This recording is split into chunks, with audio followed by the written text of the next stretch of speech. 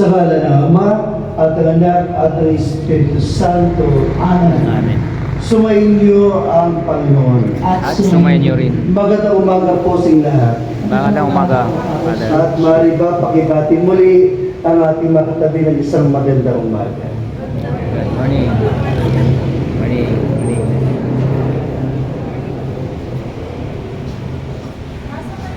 Mga minamahal na mga kapatid, ang Epipanya ay ang pagpapakita ng Panginoon sa sanlibutan.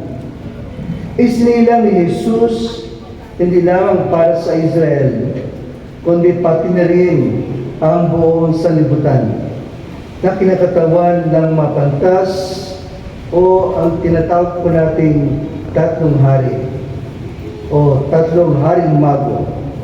Ang Diyos ang siyamaman ng lahat ng mga bansa at isinugo niya si Jesus para iligtas ang lahat. Sa pamagitan ng ating pamumuhay, makita at maranasan nawa ng ating kapwa ang kapangyarihan ng pagliligtas ni Jesus.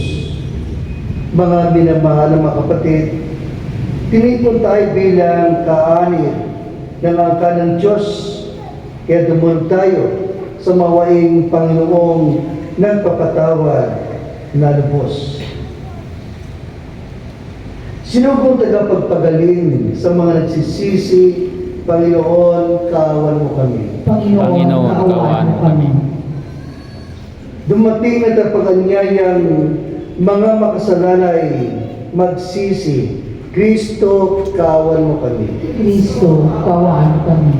Nakaluklok ka sa kanan ng Diyos Ama para ipamagitan kami, Panginoon, kaawan mo kami. Panginoon, kaawaan mo kami.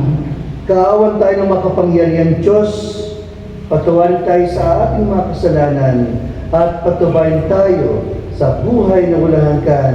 Amen.